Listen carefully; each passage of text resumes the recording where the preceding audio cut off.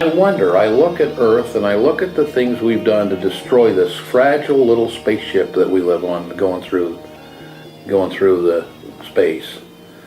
And we've destroyed, we talk about burning, we talk badly about all the burning of the rainforests in Brazil.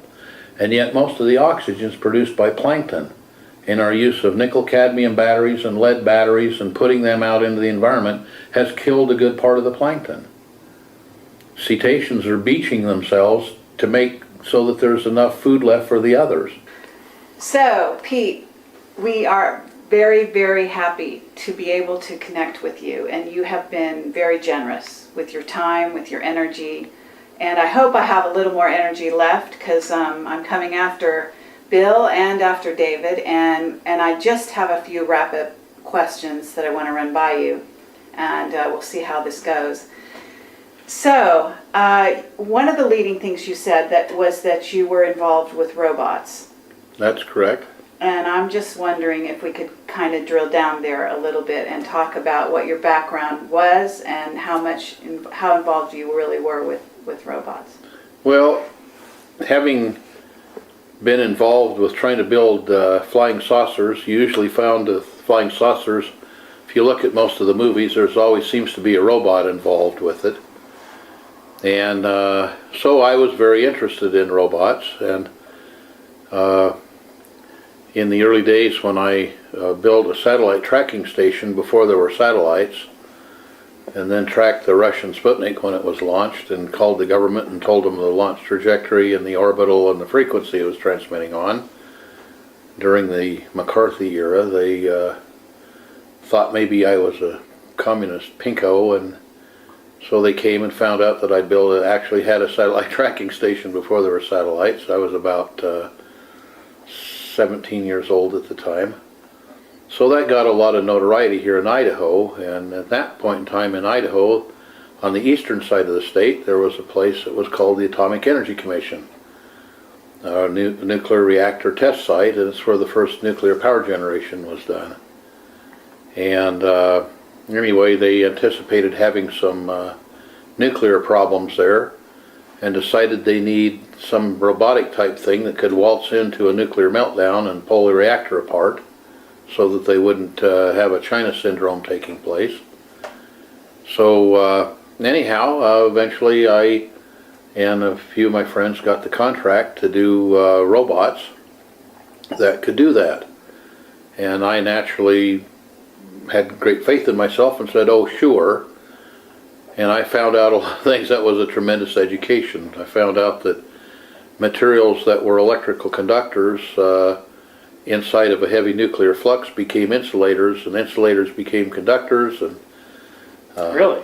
Very stiff metals became like toast and very brittle and broke apart, or like ashes. And materials like ashes became very hard. The grease became like welds, and so eventually we built a couple of different types of, I won't call them robots because they were truly manipulators. They were devices that at one end looked exactly like we think of a robot looking. It had a pair of arms that would move and grip, and actually we designed them so if you could grip a beaker of liquid, you could move it very rapidly and it would tilt it accordingly and not spill it. And you could reach around behind you or in front of you or out to the side. And then on the bottom of it we had some that had 3 rolling wheels and some had little tank treads. So this was in the 1955, 6, 7, 8 region of time. At that point, did they have AI? No, they didn't even the term hadn't even been invented yet. And so anyway, on the other end of this device that looked at one end like a robot was a thing that a person got into. They had a couple of little small 1-inch television tubes with lenses on, and they'd put those on, they could see stereoscopically. And then they had a couple of little hands that they could move their arms and hands like it, and the robot would move accordingly. Or the manipulator would move accordingly. And there could be a distance, right? There could be any distance up to 20 or 30 miles. But it required wires at the time. And later we made some that were worked on radio waves, but for working with atomic materials, radio waves could be interfered with, a number of things. They couldn't withstand that type of lack of physical security, so all of them that we did for them had wires. So let's fast forward to a lot more recently, or at least, maybe not even recently. I don't know when it is you got really involved in AI and you started to build I got involved in computers, and in 1975, 76, we built a computer that was used in Tokyo at the airport to announce the plane flights in a number of different languages. It was the first use I know of a microprocessor chip in a real product. And then later we built a computer training device to teach people how to use microprocessors and how to use software to accomplish various tasks, and we built that at a little computer company whose name was Cyberdyne. And one of the people who worked for us later worked on Terminator, whatever it was. Well, that was my next question. So I'm not sure how you want to answer this, but the movie Terminator is not so far off base, am I right? No, it's not so far off base at all. Once we got those working, and it's interesting to note that the computer chip we used in the 1970s, there are more of those produced monthly than all the Intel chips produced in a year, even today, because it's a chip that was actually designed like a computer, whereas the Intel chips are not designed like computers. And the Intel is paying a lot of royalties to various people who worked on various chips that evolved over the proper evolution of computer chips, what I consider to be proper. We now have a chip that's very, very tiny and has a number of computers built into it that automatically look at the task and adapt themselves. So you may have 10, 20, 30 computer chips working on 30 processes all at once. In the body of one robot? In the body of one little tiny 1/10 of an inch square chip. That's operating a robot. That's operating a robot. But once we figured out the right language to use and the right computer design to use, I then got involved with a number of people working on building an artificial intelligence chip that we'll call it was basically the call on it was a fuzzy logic chip. It turns out the only logic that's not fuzzy is fuzzy logic, and it's a chip that can look at a number of different inputs and from those make a decision that's correct. So you can be with a robot, you can be looking at bumps on the floor, you can be looking at a doorway as compared to a wall, you can look at somebody standing between you and the door, you can look at the width of the door and the height of the door and decide whether it can go through it or not. It can go over there, manipulate around the person, go through it, not trip over the cat on the floor, et cetera, et cetera. And all using fuzzy logic. And then we, because a chip was doing digital computing, a fuzzy logic chip either does digitally, if it's high speed enough, it does analog computing. It looks at things as we see them in the real world. The floor can be looked at digitally like it had millions and millions of little tiny bumps, or larger bumps, or it can be looked at analog-wise because it can sense the roll of the floor and move the wheels and so forth so it doesn't tip over. But weren't the Japanese really advanced in terms of robotics? Well, I can tell you that when I went to the Idaho National Engineering Labs, which is what the Atomic Energy Commission became, which is one of the nation's largest research centers, It's in eastern Idaho. I think there are 2,200 PhDs that work there. The whole town is built around, in fact several towns are built around that center, and much goes on there. When we went there visiting with supercapacitors that I brought out of the Ukraine, I got talking to some people who found out I was the one who built the manipulators, and they said they had a large contingency of Japanese robotics experts. This was in about 1987, 88, somewhere in there.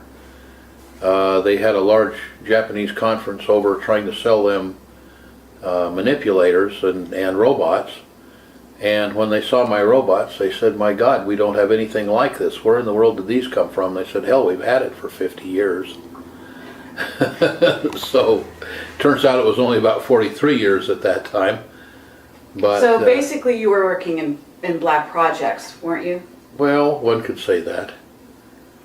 And I just have a curious question, and we haven't gone over this ahead of time, so I don't know if you can even talk to this, but it's not diabolical or anything, but I'm curious because I used to love robots and sort of went on the net and sort of studied and was interested in how far they progressed with all of that.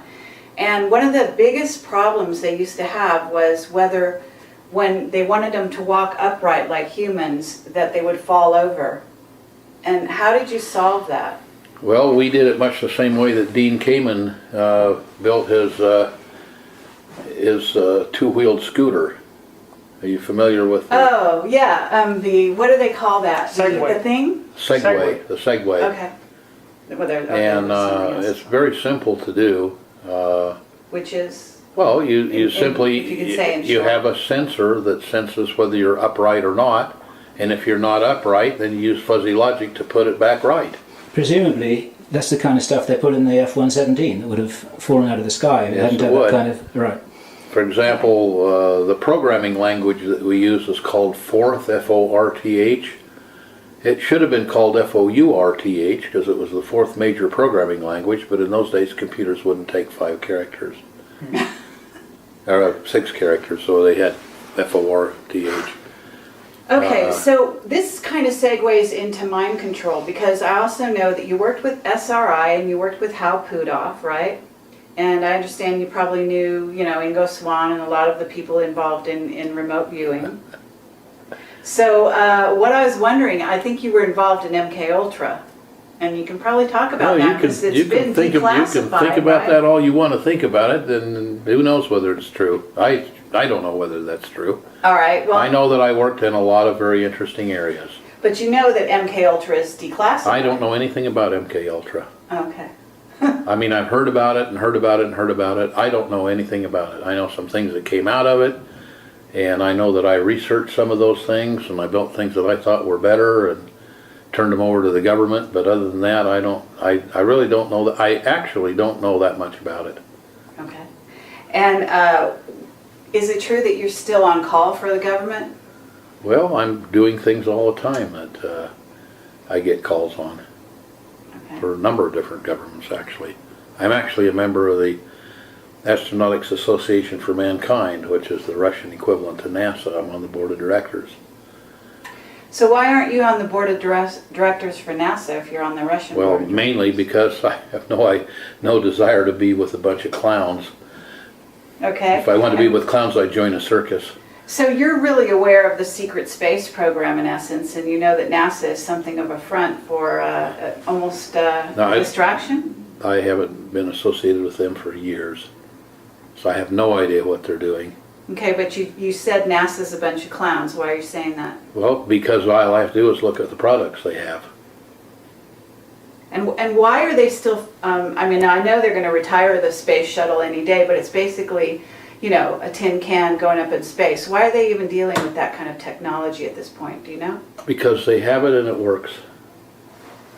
They've had about maybe, it depends on how you look at reality. They have what I consider to be about 10% of the budget that they really ought to have for if you look at the things that came out of the space program through NASA, probably 50 to 60% of the technology we use today throughout all industries came out of NASA. The metallurgy technology and alloys, the temperature resistant plastics and metals, large-scale integrated circuits, basically even the whole transistor technology. I worked in things like that. My cousin and I did quite a number of spy satellites. We did the sampling arm that went on the Viking lander to Mars, which, by the way, was run by a fourth programmed computer. So I worked in and around that area. I worked with North American Rockwell, JPL, a number of different places, and got to see the things that came out of there. I got to see brand new things that were 20 years ahead of anybody on Earth actually applied, and things that were made from them, and they were sent into space, and they recorded things from space. The camera that you're shooting me on, the image sensor in there was made for use in outer space, and that's where they came from. And so if you look at return on investment, there isn't a corporation ever in the history of mankind that returned so much on the investment, even 10%, that the return on investment that came out of NASA. It literally transformed our lives into a whole new century.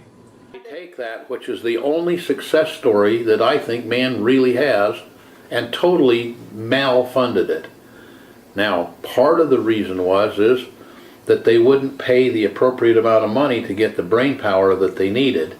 People early on worked for NASA not because they got paid good money, but because they got to accomplish their dream. When finally Congress snuffled their dream, they quit working for NASA. So now you had clowns working for NASA. It should have been a circus. Okay. Not that there weren't great people there, and not that there aren't great people there, but they're totally frustrated, I'm sure. Right. But there's also a lot of black projects going on under I don't know that they're going on at NASA. Really? They may be. I don't know. Uh-huh. And what about your familiarity with things like superluminal travel? My familiarity. No,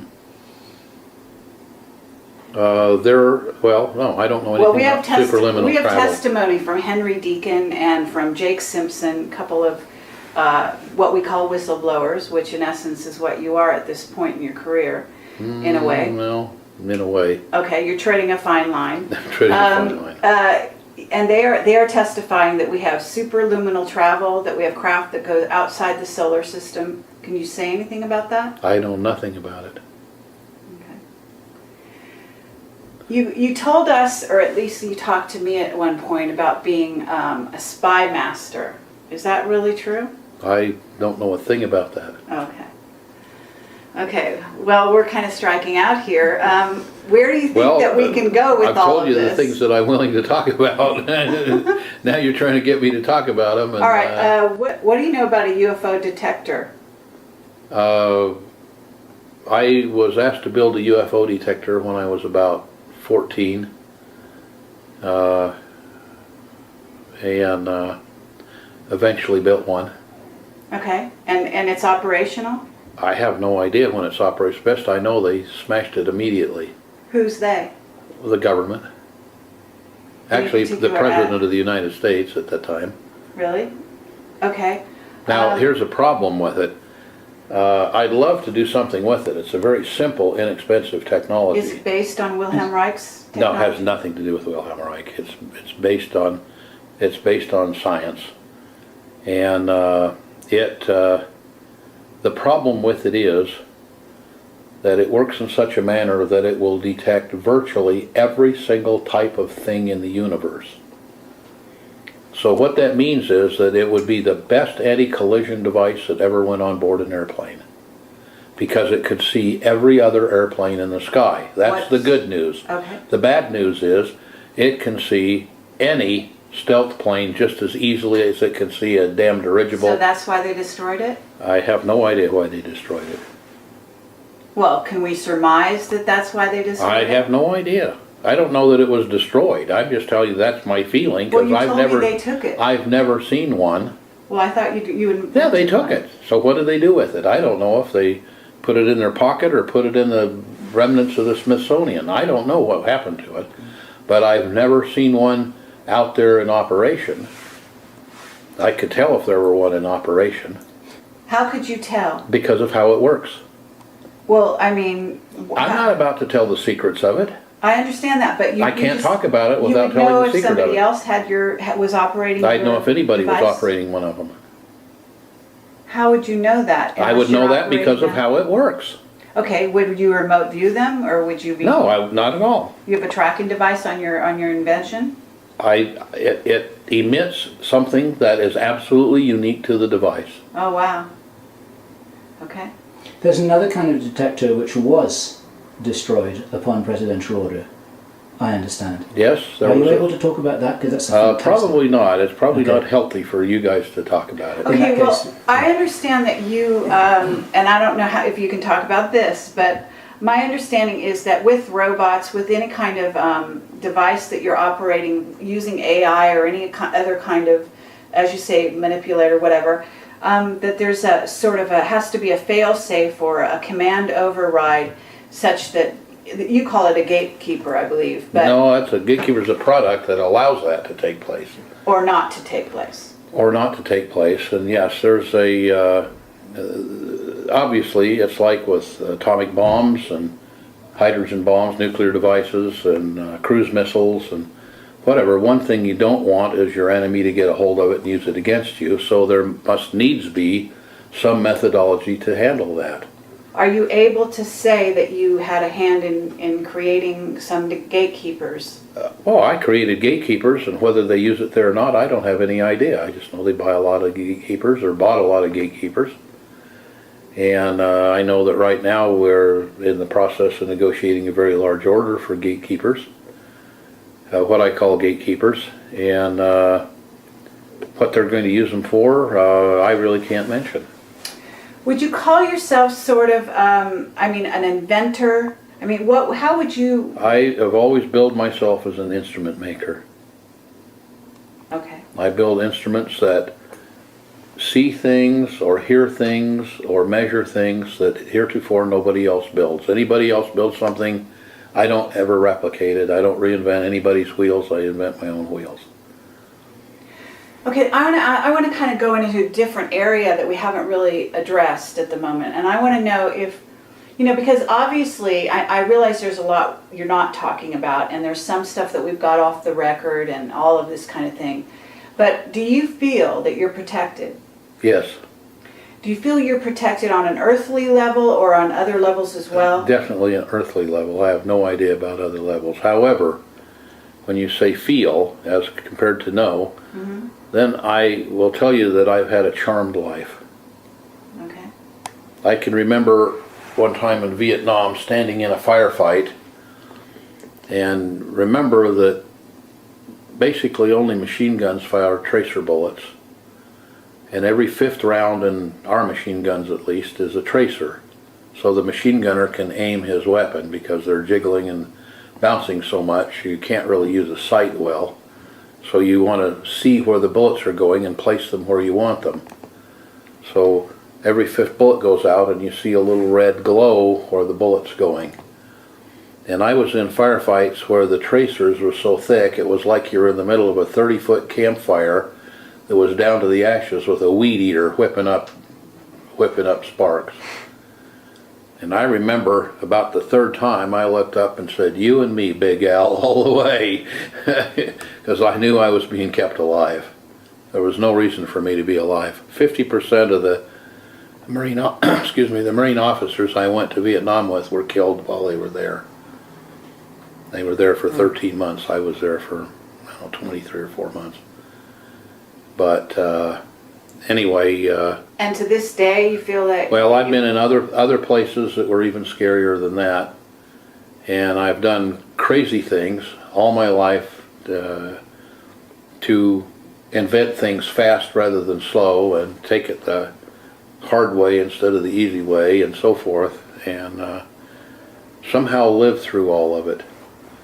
You know, I get the biggest kick today out of some kids spilled a little tiny bottle of mercury in a town nearby, and they came and dug an Olympic swimming pool in their front yard and hauled all the dirt off and charged them thousands and thousands of dollars to get rid of the mercury. Hell, I used to spill 2 or 3 ounces of mercury a day in my lab, which was down a basement, and the only thing it did probably is drop my IQ by 30 or 40 points. But that didn't really matter. I used to go around with a piece of lead solder hanging out of my mouth. I must have spent 20 years with a piece of solder sticking out of the corner of my mouth getting that good lead, and all that did was drop my IQ another 10 or 20 points. So yeah, I've been charmed. Okay, have you been threatened? Oh yeah, I've been threatened a number of times by just about every kind of person that would want to threaten me. You can make a joke about Bastard School as well. That's a good one. Well, that was what I was trying to get to, but Yeah. You can talk about Bastard School. That's not classified. AKA terrorism. can we talk about Bastard School at all? Well, yeah. Okay, and what was your experience with that? Well, I call it bastard school. When I was an officer in the military, it was very obvious I was trained in military things. And I was taught to be the biggest SOB on the block. And I got so good at it, they finally turned around and had me do some other things because it scared them to death. Because I was a mean green killing machine. And so instead of teaching terroristic things, they had me teach anti-terroristic things. And then they in both cases, one, they were afraid that the enemy would learn what I was doing that was nasty, and then they thought the enemy might learn what I was doing to disrupt being nasty. So then they moved me on to other things. You've dealt with mind control in some ways, in some fashions, and you know something about the mind, clearly, and about this information field, and I'm wondering if there's something within the information field and or the mind-body interaction that can be set up to protect oneself against, let's say, mind control devices such as the digital television that is now projecting, able to communicate with people in their houses and so on and so forth. Well, that's an assumption that we're making. Right, I'm making that assumption, not Yeah. you. But, And, so I'm just asking, what is there something, some There are technique? things that were designed specifically. As an example, in the probably 80s, the Russians had a thing that was, because it sounded like a woodpecker on a shortwave radio, it was called the woodpecker. And they had 3 large locations that were transmitting probably several million watts per location, and they were phased in a particular area so they could move where the peak of that electromagnetic wave would fall. And it turns out that one of the places here they had it fall was in a town called Eugene, Oregon. And people there were getting sunburns while they slept at night. And they were getting headaches, and they were having birth defects and so forth. And the woodpecker had a very strong signal there, and a highly interfering signal. And it was at a psychoactive frequency, so that it would disrupt the appropriate thinking capabilities of the brain.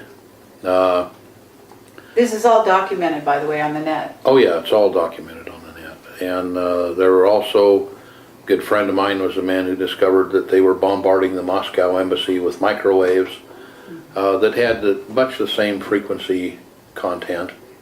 So there was a fellow that designed a little device that you could wear under the collar, which was provided to all of our personnel that we needed to make sure had clear thinking, that they could carry with them, and it would send a signal, a close-by signal, remembering that electromagnetic waves decrease with the cube of the distance. After a very short distance, the signal is very, very weak. So you put a weak signal near the person and drive their mind into a range that of brainwaves that would be benign or even hopefully beneficial. And they found a very simple way to find out what was beneficial, and then a very simple way to tune the device so that it would put those waves out. And they were carried by all types of diplomats and military personnel for So we years can and assume years and that years. the president and various people are using these devices to this I day? would certainly think they would be. I know it would. I know that I carry one around. Okay, and you're saying this person who invented it, you're saying you're not the person who I didn't invented say it. anything about it. Okay. But there's also a technique involved such that one can do it without the device if one learns? Yeah, you can learn to hold your mind pretty much in whatever mode you want. But it has to do with the informational field, is that No, right? it doesn't. It has to do with the electromagnetic field. Oh, really? Yep. So your mind, you use your mind to affect the electromagnetic field? No, you just use your mind to generate its own electromagnetic field at a benign frequency, or even a helpful To counter it is frequency. what you're saying. To counteract it. Well, you know, I'll give you an example.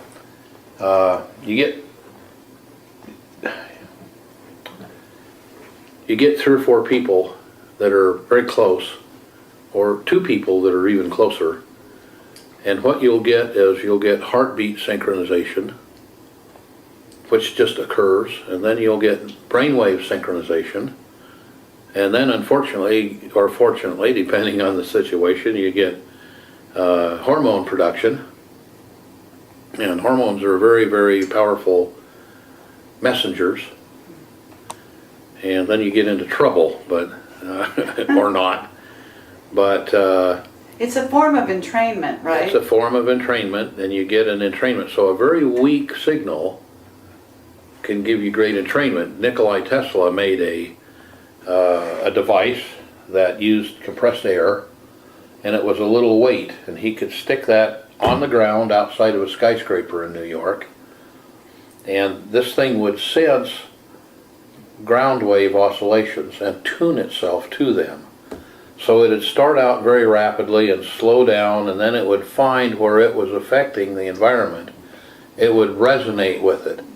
It's like if you have a wine glass here and you play your violin upscale, eventually you'll find where, if you stop real quick, you'll hear the wine glass vibrating. Then if you play that note exactly, pretty soon the wine glass will break, because just a little bit, it's like pushing a swing. If you push a swing in phase, the swing will go way high. If you push it out of phase, it'll stop, it won't go very high, it'll go high and then low, number of things. You want to get it resonant or in phase. So that's what Tesla's device would do, would move a weight up and down, up and down, up and down, using pneumatic pressure and pneumatic valving, and he'd make skyscrapers just wag like a dog's tail in So New York. isn't this the actual, like, sort of the kernel behind mind control? Is getting a very slow resonance no. set up and then affecting it No. one way or another? No? No. Doesn't have much to do with mind control. But part of what you want to do, perhaps, with mind control is get your mind in a certain frequency. But that's old style mind control. And what you want to do now, basically, if you want to look at neurolinguistic programming, uses the principles of neurolinguistic programming, is much more powerful than getting a brainwave entrainment. Brainwave entrainment will drop the IQ, it'll drop the attention span, it'll drop change the memory. So there are a number of things that can be done there, but what we use now is a thing that changes the way the brain is attached to itself and the way the brain hooks together, and we just change the neural pathways. You can cause a person to forget, you can cause a person to do things that they have no intention of doing. You can make a stimulus that would cause one thing like a stimulus that would cause me to reach out and grab some water and take a drink because I was thirsty, you can very quickly and easily change that stimulus to when I get thirsty, I'll reach out and grab a glass of water and pour it down my throat, or my neck. Pour it down the front of my suit. So what about the idea that you were telling us about the piece of the heart? You could cut off a piece of the heart and it would actually give it to somebody who would recognize, a doctor, who would recognize it as a part of the brain or have resonance. It would appear to be brain tissue. And this is like a medical fact, right? It's a medical fact. And there's a very good book that anyone who has a child that doesn't read this book should be jailed. I'm serious. It's called The Magical Child by Joseph Chilton Pearce, P-E-A-R-C-E. And he has follow-up books on it. For example, The Magical Child Matures tells you why that no center city fatherless child is ever going to amount to anything, ever. They can't because their brain doesn't form properly. Really? Yep. A fatherless child. Well, or motherless. An orphan. A child that's raised outside of a normal family environment, let's put it that way. That's much more accurate. And it'll tell you why that can't happen, why they can't really become useful to society. Well, is this the thing you were telling us about the heart, being close to the heart of the... Part of it, that's part of it. That's just part of it. There are a number of different factors. But one of the things that Pearce writes about in The Magical Child is, for example, that during the first 16 days or so after the amniotic fluid breaks, the child is exposed to electromagnetic field from the mother's heart beating, and that field is modulated by what's in the brain cells in the heart, which are the emotions, and those emotions are transferred to the child. So they thought, well, that may be true, so they went to Europe, where a lot of women have their children raised by wet nurses who nurse them on their breast. And they find out that the child takes on the emotional content of the wet nurse. Or children who are raised without a father never get the male emotions from the father, But as compared to the female emotions. It happens in the first 16 days. After that, it's not the greater part of it happens within the first 16 to 18 days. Incredible. And it turns out, for example, the Russians did brilliant and massive research on this, found out that if the child is born underwater in a fluid, remember the child's already in a fluid, it isn't going to hurt him to be underwater for a while. The child's born underwater in a fluid about body temperature and moved up with contact with the mother to the breast, where if you look at how you would naturally hold your arms and nurture a child, the heart of the mother and the heart of the child are going to be right next to each other.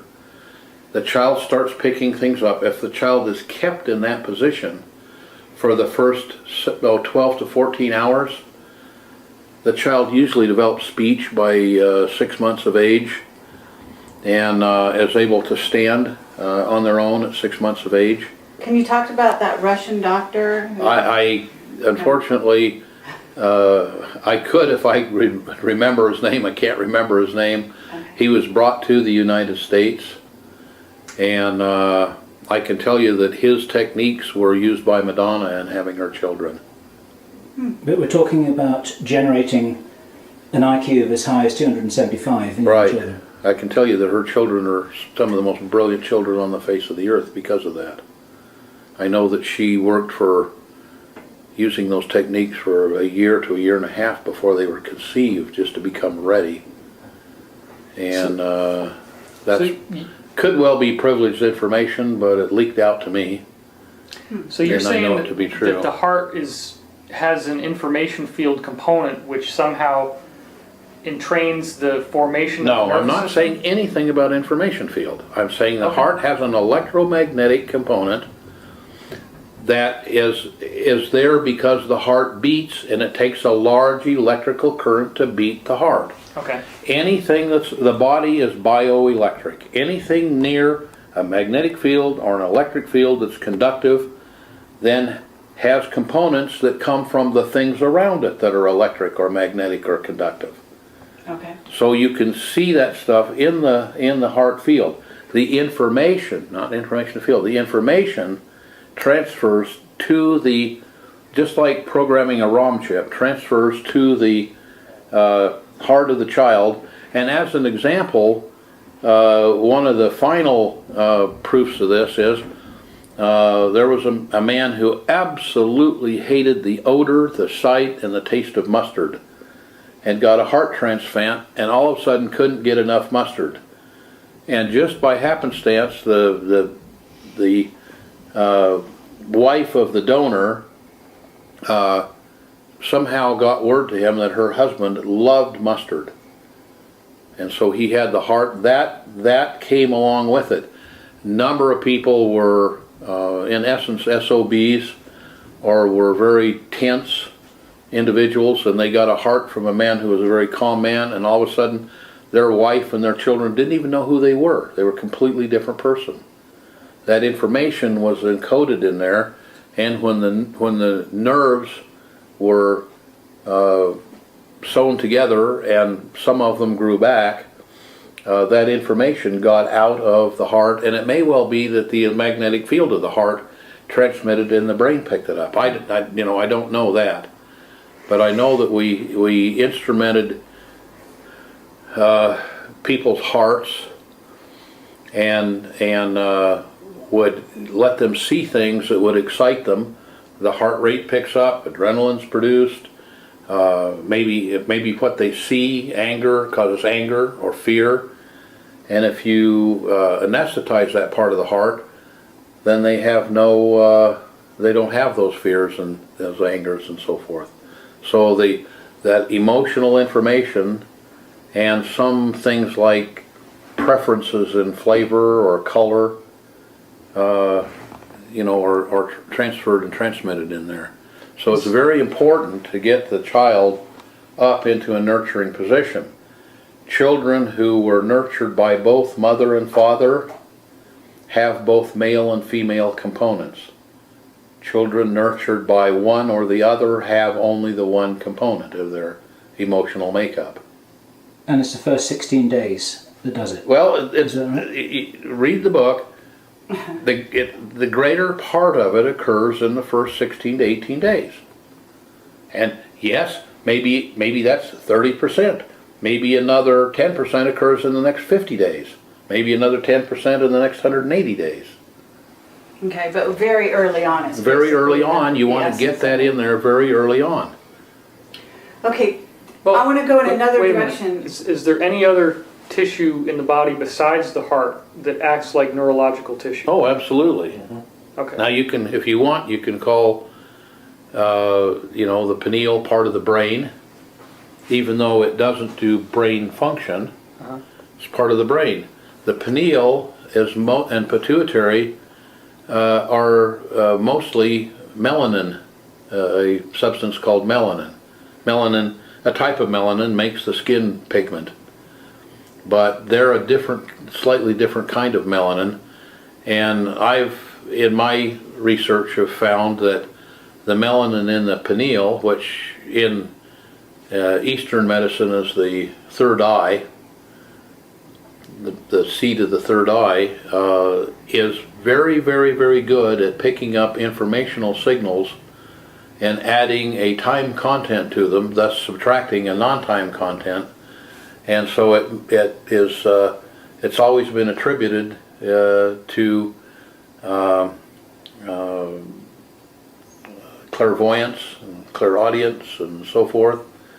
Those are signals that are taken out of a signal that appears to be everywhere, every when. It coheres that for the person, and they have certain abilities that they wouldn't have. The Tibetans drill a hole in the front of the forehead with a little rock drill, and then they poke a bamboo skewer in and manipulate the pineal to quote-unquote open the third eye. And what it does is it gives it a hole through the Faraday cage, speaking in science terms, and it makes a sensitivity by making a piece of scar tissue that opens up or opens the third eye or opens clairvoyance or clairaudience or remote viewing or remote influencing or a number of different things. Isn't it true that fluoride deadens or hardens the pineal gland? Absolutely. And But what it since we have mostly fluoride hardens- in our water, Well- isn't there a sort of a, basically you could look at that as an Illuminati plot to deaden the intelligence and the psychic ability of the population? What I try to do as a scientist to state as scientific things, I don't presume about what the Illuminati want to do. Okay, But I can tell you that the main thing that halides, which are chlorine, fluorine, bromine, mainly what they do in the body is congeal cholesterol into arterial plaque. so. I mean, that's well known. Slows down the I have, the arteries. yes, it'll do, yeah, it closes down the arteries. So, there are many ways to sterilize water other than chlorine and fluorine. There are many ways, for example, we say, well, we use chlorine for tooth decay. You have a whole fleet of boats up and down the west coast of the United States and the east coast of the United States that can't fish anymore because we've killed all the fish, except there are bottom feeders called, I won't tell you the name of the fish, but there are bottom feeders that is a fish that consists of 60% of the weight of the fish is liver, and about 60% of the liver is that particular fish liver oil, which contains a compound called Activator X by Price of the Price Pottinger Foundation of years ago fame.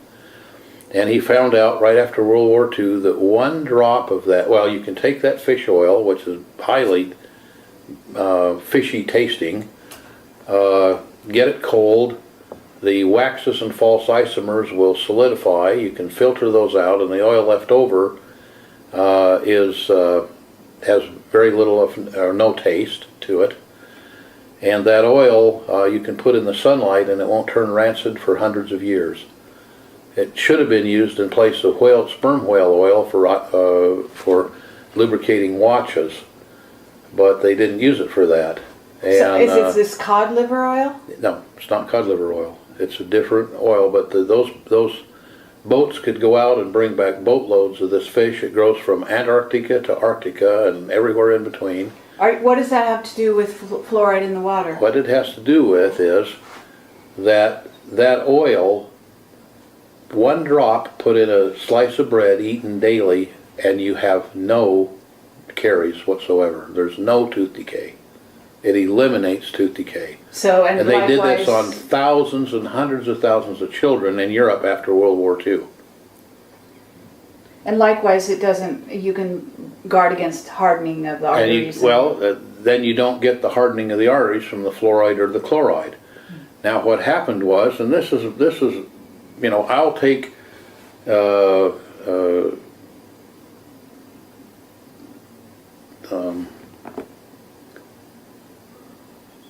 I'll take the hit for this, let's put it that way. It's my conjecture that the only reason we use chloride in the water was because the politicians have already spent all of the Social Security money. So you've got to have something there so that people die at retirement age. Then because of healthcare getting better, we had to have something else that made it happen even faster, so we put fluoride in the water. Wow. Because they could have gotten rid of tooth decay with an absolutely benign substance that we had a whole industry here that could go out and bring us back all we could ever use for the whole world, very inexpensively, and totally non-negatively in the body. But we didn't do that. Now, it's the reason that fish oil doesn't turn rancid is obviously because it's an antioxidant. It's the best antioxidant known to man, as far as I know. Price called it Activator X. It has a definite chemical formula. It could definitely be put out there. But it'd eliminate most of heart surgery. It would eliminate tooth decay. So it's not put out there because that isn't efficient in our system, in our capitalistic system. When you Well, say you're price, talking worldwide though as well, right? Yeah, it'd be worldwide. I mean, like I say, we did it in Europe after World War II for years. when But you we say, took that Activator X, by the way, was taken, there's a small amount of it in wheat germ oil. So that was taken from wheat germ oil. Now we found I found the ratfish had this stuff in massive amounts. When you said Price, do you mean Dr. Weston Price? Weston Price, yeah. Okay. And it's my conjecture. The only reason I could see that we would be using that is to kill people off. Why else would you do that? Saying about the pineal gland, because I have a whole long section in my video that everybody's seen, most of this audience has Right. seen it, all about the pineal gland. So Okay. you're saying that this oil, if taken, would help to decalcify the pineal gland or somehow increase its sensitivity? If the pineal gland is calcified by halides, yes, it would. Okay. But you're not naming the fish other than I the wasn't really naming the fish. ratfish that you just talked No, about. and that's not the. Not the main source. No, that's what it's called in certain areas of the world. Okay, but I was curious, you said something about, there's camps being built around the United States. Do you know the purpose behind them? Yes, there are camps to detain people. And is this something that goes on the tail end? Because I'm looking for the agenda that goes behind the crash of the dollar that basically you're saying is coming at some point in the near future, quite possibly, right? That's what I your think sources that's a are great telling you? possibility. I'm Okay. planning for it. Okay.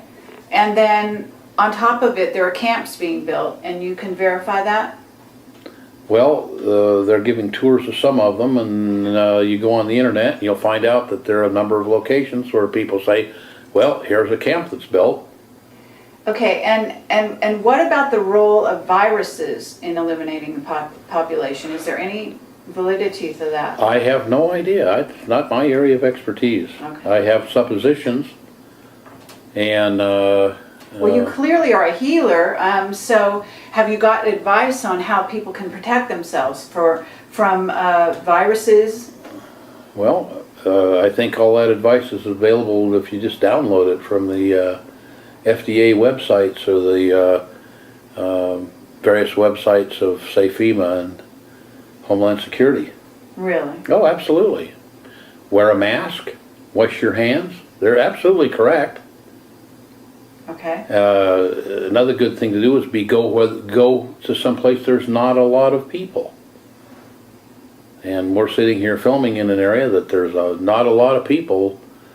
The town says entering the town on one side of the sign, and on the other side of the signpost it says entering the town, and First Street's in some great big city somewhere else because there's not another street. Okay, well, so what is it that you think is coming in the future in terms of, let's talk about outer space a little bit. Do you think that there's anything out there that we need to be aware of? Well, I think there's all kinds of things out there we need to be aware of. Okay. I mean, is the only threat, in other words, is the Well, only it's a threat major our- threat that we right now don't have any deterrent for. What threat? A threat from outside the the planetary bounds. Well, what about the satellites that have recently been classified such that they won't tell us about incoming bodies? That's all classified suddenly. Well, that I don't know about. I didn't realize that had been done, but if it's been done, it's obviously been done for some reason. And that reason may be to stop panic. I know the government has a tremendous belief in whatever you do, don't cause panic in the people. Because when you cause panic in the people, then it draws attention to the lawmakers, the Senate, the Congress, and the presidency, and the ruling party. And they're not looking, it's like the old Chinese curse, may you live in interesting times. Try to live in times that they're not at all interesting, they're boring as hell, nothing's going to happen. So I think that anything that might happen that would cause people to start thinking about, well, why isn't something being done here? We're out of money. We've been out of money for years. And so we don't have money to go do anything about it. So why let the people worry? Okay, but you were telling me something about the fact that you think there's really only 10 months left for the the rollout of what could be like reversing the agenda. I don't even know if you believe it's possible to reverse the agenda that's being rolled out at the moment.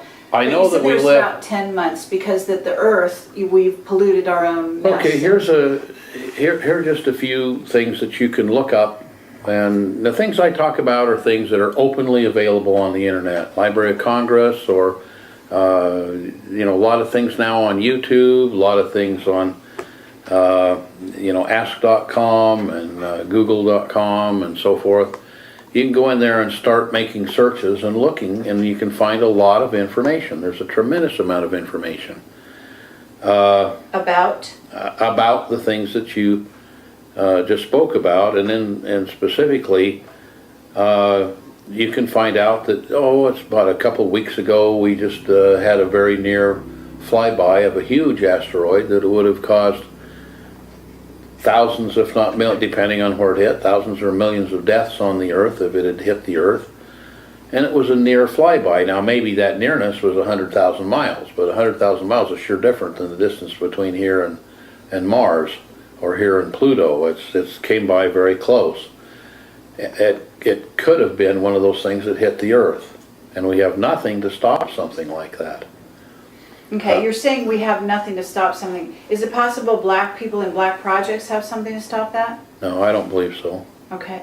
And what about... If they did, I don't believe they've had the money to build it. And what about positive aliens? Do you think that they might interfere with something of that Well, nature? if there are such things as positive aliens, I think that, you know, I wonder, I look at Earth and I look at the things we've done to destroy this fragile little spaceship that we live on, going through the space. And we've destroyed, you know, we talk about burning, we talk badly about all the burning of the rainforests in Brazil. And yet most of the oxygen is produced by plankton. And our use of nickel-cadmium batteries and lead batteries and putting them out into the environment has killed a good part of the plankton. Cetaceans are beaching themselves to make so that there's enough food left for the others. Because they're that wise. Well, I think that they are, and of course you had to have worked with them in some of the military programs to understand how wise they are. Okay, well, I'm going to have to wind this up. I would love to talk to you all night and all day, and especially if you were able to come out with some of the more fascinating things that you're involved in. But Project Camelot wants to thank you very much. I want to thank you for your service to humanity. You've clearly been involved in some things that are healing for the population out there. You're here trying to testify to something coming that you firmly believe that people need to be aware of. And so I want to thank you. I appreciate your interest.